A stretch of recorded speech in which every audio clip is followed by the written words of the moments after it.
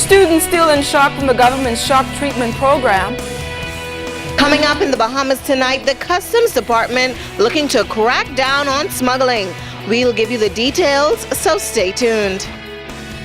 And then find out if members of parliament will get a salary increase. The Bahamas Tonight starts now.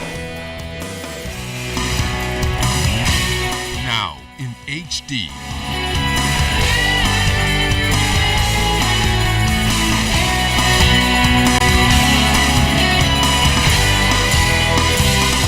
ZNS Network presents The Bahamas Tonight. This portion of the news brought to you by BTC Every Day. Good evening, everybody. I'm Chris Saunders. And I'm LaDawn Davis. Thanks for joining us. Some 22 young men in the government's new anti-crime shock treatment initiative completed 3 days of the program. The program is designed to deter young men with behavioral problems away from a life of crime. Cleopatra Murphy has their story. Participants in the government's new shock treatment initiative say they have been scared straight. The prison, you know I won't go there. You sure that? You see all my friends in there. Everyone who I go up with. Even people who go me up. For the 22 young men, the first-hand experience of life in custody, keeping the same schedule, eating the same food, and having their rights restricted was harrowing. For 16-year-old Ulrich Smith, the indignity of the experience was enough to ensure he never returns. When we come in here to get searched, I don't know little petty search, they had a strip search here. And I swear thinking it was going to be joking, but they make all a strip and we had to squat in front of like 100 other guys inside that. So their journey included a stop at Central Police Station where they were interviewed, a visit to the morgue where they saw the results of a life of violence, and a stop at Woodlawn Cemetery where they came face to face with the families of murder victims. Of course, the high point was a visit to Her Majesty's Prison. Sergeant Monique Greenslade, Public Affairs Officer at Her Majesty's Prison, explains the experience. They were able to see firsthand exactly the living conditions of inmates. They were able to talk. Persons who were incarcerated spoke with them, encouraged them. Program facilitator Carlos Reed says it is life-changing. And while National Security Minister the Honorable Bernard Nottage says the jury is still out on the long-term effects, he remains optimistic. A lot of them had an attitude problems. They had their screw face. And after the second day of what they went through the prison, they went through the police station, they went through some touching moments in their life. I've seen them break down, I've seen tears roll down, and I know that their lives are being impacted. I think that it has made a positive impact, and our challenge now is not to rest there, but try to keep them in a structured program filled with positive opportunities. Officials have touted the program for the impact it is expected to have, but the testimonies of the young men resound even stronger. Cleopatra Murphy, ZNS Network News. Commissioner of Police Elliston Greenley put aside his speech and chose to get real with the young men at the closing ceremonies. He remembered dropping out of school and being stabbed as a young officer and growing up in a life of poverty. He encouraged the young men to never let where they come from hamper them and urged them to continue to learn from this experience. And I want to see you continue to mature and grow, continue to look handsome as you are now. Get yourself at some point legitimately a decent job, get your little ride. Let me see you rolling with your gal, man. We're finally in the right direction now, working with our young men. And we can't forget the young women now, folks, but we're working with our young fellas. And we're gonna ask each one of you to reach one. Meanwhile, the Minister of National Security is also defending the National Intelligence Agency and its mandate. This comes after Free National Movement leader Dr. Hubert Minnis earlier this week demanded a complete shutdown of the agency, which according to Minnis is operating without the proper legal framework to govern it. Minister Nottage confirmed the government is working on the legislation, which will soon be presented to Parliament. F&M Deputy Leader Loretta Butler Turner also questioned the agency's purpose last week, stating that it could engage in domestic spying on Bahamians. I don't see any need to shut the program down. What I indicated to the press some time ago was that we were creating the legislation. I had a meeting today where we are going through the various stages of the legislation because a draft has been prepared. We're working on it. When it's completed, I intend to introduce it in Parliament. and we'll have it passed, I hope, well before the end of the year.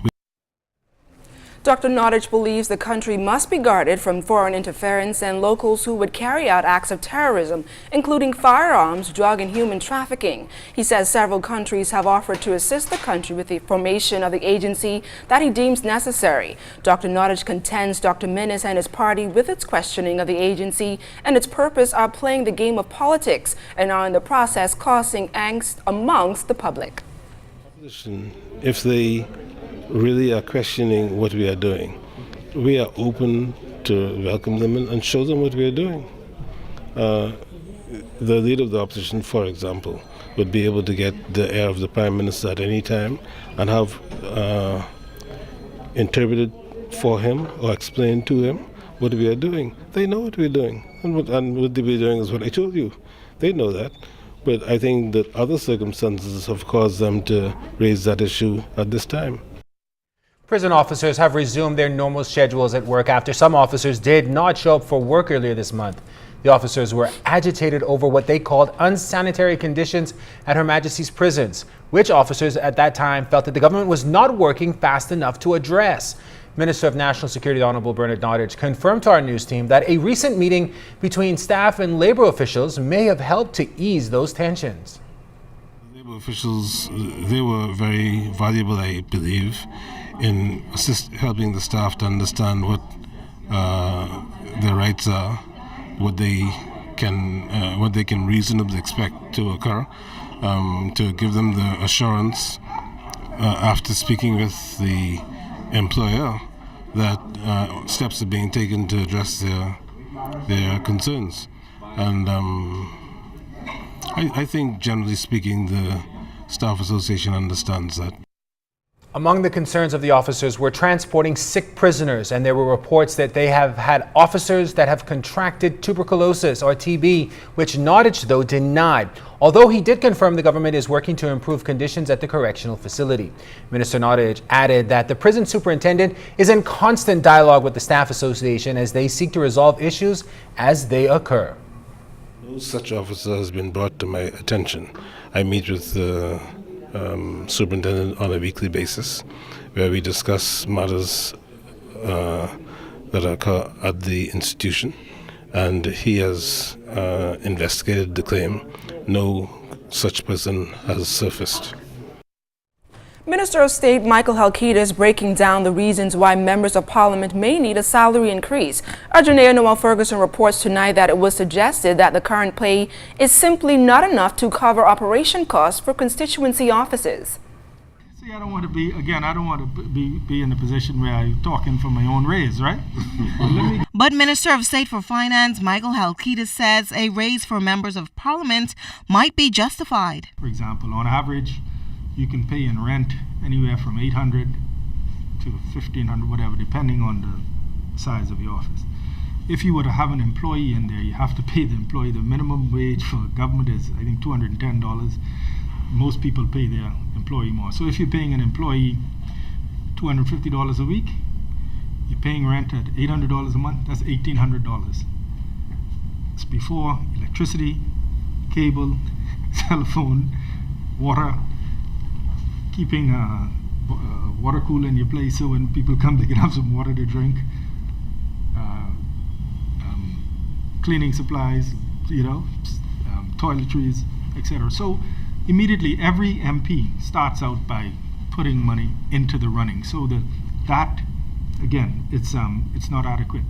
Halkidas further explained that it can also impact the quality of representation. So, depending on the means of the MP, one member of Parliament might be able to afford from his own personal resources a nice big office with 2 or 3 employees, and because he can support it. The person who is relying on the $1,500, that constituency gets a lower level of constituency office. Either the government decides, okay, we're going to have one standard for everybody, or the government is going to take up the rent, reasonable of course and transparent, and salary. But definitely what is happening now is every single member of Parliament who has an office will tell you that they subsidize the operation of the office to at least $1,000 per month from their own resources. Always a sensitive issue, and it is all never the right time, but I think it's how the whole issue is addressed. And then there's also a complaint that some constituency offices are closed. I'm not making excuses for anybody, but someone might be sick, they might just call at the wrong time, someone might be at lunch, I don't know, but everybody's required to keep it open. It leads to the quality. I don't know if it means some people have to have part-time or what, but I think that 1500 was put in sometime in the 90s and has never been adjusted, and so everything has gone up except that. Janae Noel Ferguson, ZNS Network News. Still to come, hear about customs officials' aggressive approach to improve the country's revenue collection. And a woman arraigned on drug possession charges earlier this afternoon. You're watching The Bahamas Tonight. This segment of the news is brought to you by Shell Quality Fuels.